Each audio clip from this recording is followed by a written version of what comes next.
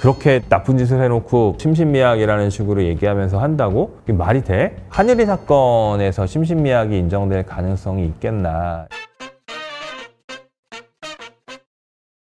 선생님이 학생을 죽인다. 그것도 초등학교 1학년을 여교사가. 충격적입니다. 대전 초등생 피살 사건을 오늘은 이야기해 보겠습니다. 안녕하세요. 법무인 명진의 김우석 변호사입니다. 지난 2월 10일에 대전광역시 소재의 한 초등학교에 재직 중인 40대 여교사 A씨가 돌봄교실에 있던 김하늘 양을 교내 시청각실로 유인해 살해한 사건이 발생했습니다. 피의자가 정신질환으로 병가와 휴직을 반복했고 복직한 지 얼마 지나지 않았던 점, 사건 며칠 전에 사무용 컴퓨터를 부수는 등 문제가 있었던 점, 당일에 학교 인근 마트에서 범행에 쓰인 흉기를 구입한 점, 사건의 진상이 속속들이 밝혀지고 있는 중입니다. 있어서는 안 될 사건에 안타깝게 희생된 피해 학생의 명복을 빕니다. 조선일보 칼럼 김우석, 이가영의 사건 노트에 이 사건을 다루셨습니다. 보호자가 피해 학생 휴대폰에 설치된 어플을 통해 사건 현장의 소리를 들었다고 했는데요. 이 어플이 불법 어플인가요? 휴대폰으로 어디 있는지 그 주변에 무슨 소리가 나는지를 들을 수 있는 앱입니다. 이거는 사실 불법이에요. 왜 그러냐면 개인의 위치 정보 이런 건 개인정보보호법과 위치정보보호법에서 중요하게 생각하는 보호 요소고요. 그리고 이런 앱을 만들려면 방통위에 신고해야 됩니다. 근데 하늘이 사건에서 앱은 방통위에 신고되지 않은 앱이어서 불법인 거고, 그리고 통신비밀보호법 위반 소지도 약간 있는데요. 통신을 보호한다는 얘기가 뭐겠어요? 무슨 말 하는지 남이 알면 안 된다는 거거든요. 대화하는 사람 외에 다른 사람이 대화하는 사람들의 내용이 뭔지를 알면 이거는 도청입니다. 이게 통신비밀보호법상에 처벌되는 행위예요. 하늘이의 위치를 찾는다든가 가해자를 검거하는 데 큰 역할을 했는데 불법이기는 합니다. 불법 어플이더라도 사건 현장의 소리를 직접 확인한 매우 중요한 증거로 보이는데요. 법정에선 인정이 되지 않을 수도 있나요? 형사소송법에 핵심적인 증거 법칙이 있습니다. 진실 발견을 위한 증거를 당연히 수집해야 되겠죠. 근데 그거를 적법하게 수집하라는 거예요. 위법 수집 증거는 배제한다라고 하는 증거 법칙이 있습니다. 과거에는 위법 수집을 하더라도 어떤 객관적인 물적 증거, 예컨대 위법 수집 증거라고 하더라도 범행에 쓴 칼을 찾았으면 증거 능력을 인정을 해줬었는데, 이제는 세상이 바뀌어가지고 이런 적법 절차를 벗어난 경우에는 객관적인 물적 증거라고 하더라도 부정하는 추세예요.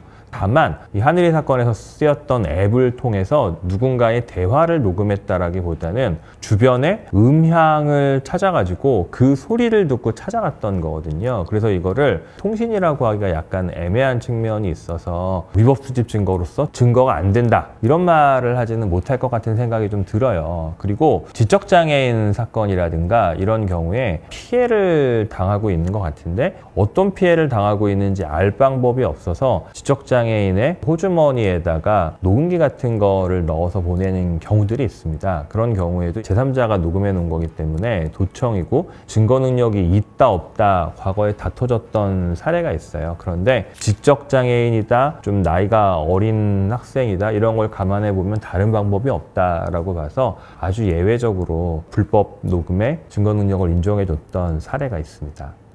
문제의 여지가 있더라도 사건의 명백한 증거물이라면 채택을 하는 게 옳지 않을까 생각이 드는데요. 혹시 변호사님이 사건을 맡으셨을 때도 이런 비슷한 사례가 있었을까요? 위법 수집 증거에 관한 이슈는 영화라든가 언론에서는 좋은 소재가 되죠. 희귀하고 신기하기 때문인데요. 저 같은 경우에 검사 시절에 한 형사사건 6만 건 정도 넘게 처리해봤고 20년 넘게 형사사건을 다루고 있습니다만 위법 수집 증거 이슈가 제 사건으로 돼본 적은 없어요. 위법 수집 증거는 거의 모든 법조인이 판례라든가 뭐 책으로 보는 사건이거든요. 가끔 보면 음주운전을 했어요. 근데 이 사람이 실신을 했어요. 그러면 음주 수치를 체크를 해야 되는데 호흡 측정하는 방법이 불가능하니까 체혈을 해가지고 확인한 적이 있습니다. 그런데 실신해 있는 사람한테 임의적으로 피를 뽑는 것 자체는 안 됩니다. 나중에 체혈영장이라는 걸 받아야 되는데 체혈영장을 안 받고 체혈한 사건이 있습니다. 술 먹고 운전한 명확한 증거 아니냐라고 생각할 수가 있는데 이걸 이제 대법원에서 영장에 의하지 않는 강제 체혈이었기 때문에 위법하다. 그래서 증거로 쓸 수 없다. 라고 하면서 음주운전을 무죄 판결을 했던 사건이 있었어요. 그리고 검사 시절에 뭐 특별수사하고 그럴 때 압수수색 이런 것도 많이 했었습니다. 압수수색을 하다 보면 해당 사건의 증거 외에 다른 불법적인 증거가 나오는 경우들이 있습니다. 아주 옛날에는 다른 불법적인 증거가 나와도 그냥 그거 가지고 다른 사건 그냥 수사하고 그랬었어요. 근데 대법원에서 위법 수집 증거에 관해서 엄격한 제재를 가하면서 다른 사건의 증거가 발견되면 다시 그거를 압수하는 영장을 발부받아가지고 해야 합니다. 발부받지 않고 그냥 수사를 진행하면 그것도 불법이에요. 범죄의 증거는 있는데 이 절차상의 이슈로 증거가 없다라고 해서 무죄가 되는 그런 경우들이 있습니다. 많은 분이 우려하는 게 피의자의 심신미약으로 인한 감형입니다. 피의자가 정신질환을 갖고 있다고 들었는데 만약 심신미약을 주장한다면 양형에 영향을 미칠까요? 심신미약이 인정이 되면 우리 법상 무조건 감형해야 합니다. 형법이 갖고 있는 근본 정신에 관한 건데 무슨 결과가 났으니 책임져라 이런 태도를 갖고 있지 않습니다. 인간이 자유의지를 갖고 있고 자유의지로 어떤 일을 했다고 하면 그거에 대한 책임을 져야 한다는 거거든요. 이게 책임주의라고 하는 형법의 기본 원리입니다. 고의나 과실이 있으면 책임을 지는 거거든요. 그런데 책임을 질 수 있는 능력이 있어야 책임을 지는 겁니다. 자기가 하는 행위가 범죄가 되는지 안 되는지를 판단할 수 있는 능력이 있어야 됩니다. 이런 능력이 없으면 책임이 없다 그래서 우리 형법은 처벌하지 않아요. 이것의 가장 대표 선수가 심신상실이라고 하는 겁니다. 예컨대 완전한 정신병자가 칼로 막 휘두르서 사람을 죽였어요. 범죄를 저지른다고 판단할 능력이 없었다고 봐서 용납할 수 없는 행위지만 형법상으로는 죄가 안 됩니다. 다만 이런 경우에는 보완처분이라 그래가지고 치료시설에 가둬둔다든가 조치를 할 수는 있어요. 그런데 범죄를 저질 능력이 완전히 없는 경우는 아닌데 부족한 경우가 있습니다. 이런 거를 우리가 심신미약이라고 불러요.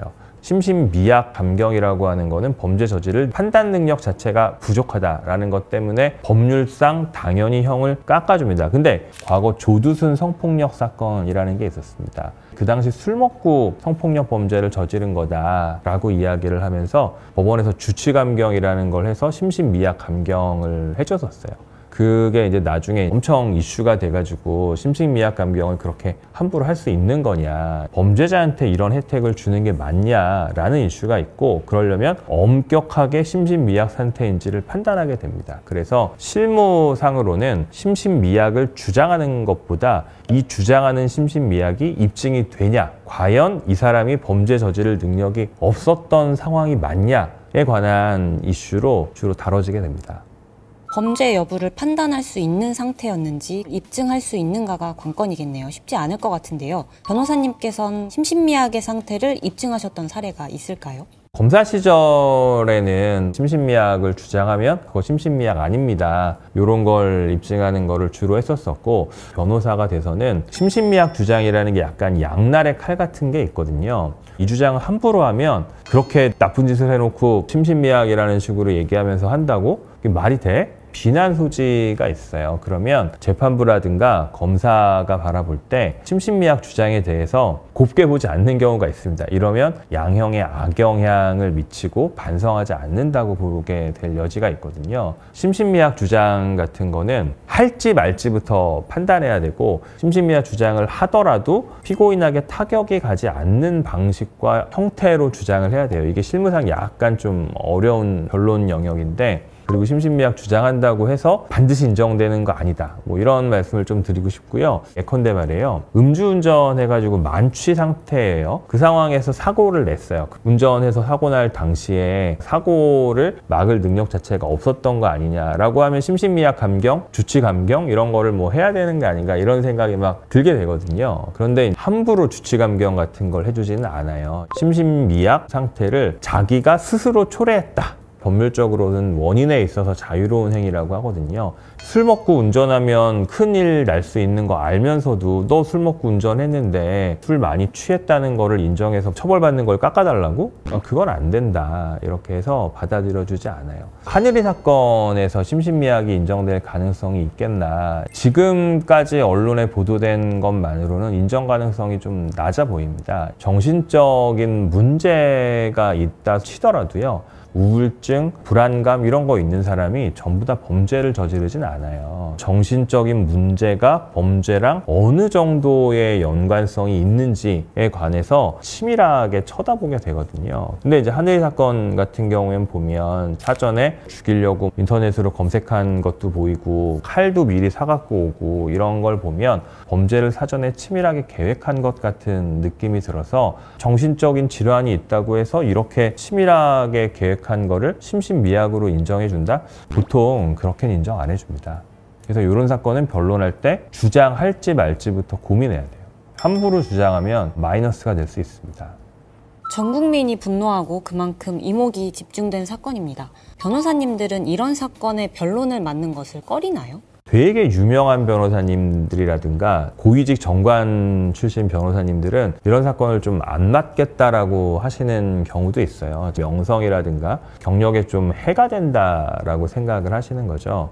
저는 약간 생각이 다릅니다. 검사 시절에도 그렇고 지금도 그렇고 형사 사건들을 보면 정말로 나쁜 마음을 먹고 범죄를 저지르는 경우가 그렇게 많지는 않아요. 사람들이 하는 실수라든가 실패라든가 이런 경우가 사실 많거든요. 이건 약간 철학의 이슈인 것 같기도 한데 저는 사람은 실수하고 실패할 수 있고 그런 사람이 다시 재기할 수 있도록 돕는 게 형사 변호사의 일이라고 생각을 합니다. 그래서 저 같은 경우에는 그런 사건이란 이유로 피하진 않겠는데 다만 이제 이런 경우는 있을 수 있어요. 간악하게 말도 안 되는 얘기를 하면서 뭘 해달라고 하는 경우들이 있습니다. 이제 그런 사건은 저는 수임하진 않아요. 그런 이야기를 하면 죄송한데 그건 내가 할 일은 아닌 것 같다. 이렇게 정리를 하곤 합니다. 포기하지 마세요. 우리는 당신 편이고 형사 사건은 뭐든지 해결합니다. 변호사님께서 이 사건을 바라보며 하고 싶으신 말씀이 있으시다면 어떤 게 있으실까요? 심신미약 이런 이야기들이 나와서 그 얘기 관련해서 좀 한 말씀 드리고 싶어요. 이 사건에서 심신미약을 주장해서 이길 수 있다, 형을 깎을 수 있다, 이런 생각을 하시는 변호사님도 있으실 수 있다고 생각을 합니다. 근데 적어도 지금까지 나와 있는 내용들을 보면 심신미약 주장해서 받아들여지기가 어려울 것 같고요. 형사사건의 범죄자로 지목된 사람은 되게 힘들어요. 듣기 좋은 말을 되게 원합니다. 하늘이 사건 가해자 입장에서 심신미약 주장에서 내형을 깎을 수 있다라는 말을 들으면 그 변호사님을 선임하고 싶을 수도 있을 것 같아요. 이런 게 이제 사탕발림 수임이라는 식으로 이야기를 하는데 의뢰인이 법률적으로 어떻게 되는지 잘 모르고 변호사도 실무를 잘 모르면 실무랑 맞지 않는 얘기도 막 던지는 경우들이 있거든요. 자기한테 듣기 좋으니까 잘못된 선택들을 하는 경우가 있습니다. 이제 그런 일은 없었으면 좋겠고 정확하게 적절한 법률 조언을 받아서 사건을 대처해 나가야 된다. 이런 말씀을 드리고 싶습니다. 이번 영상이 유익하셨다면 구독, 좋아요, 알림 설정까지 부탁드리겠습니다. 감사합니다.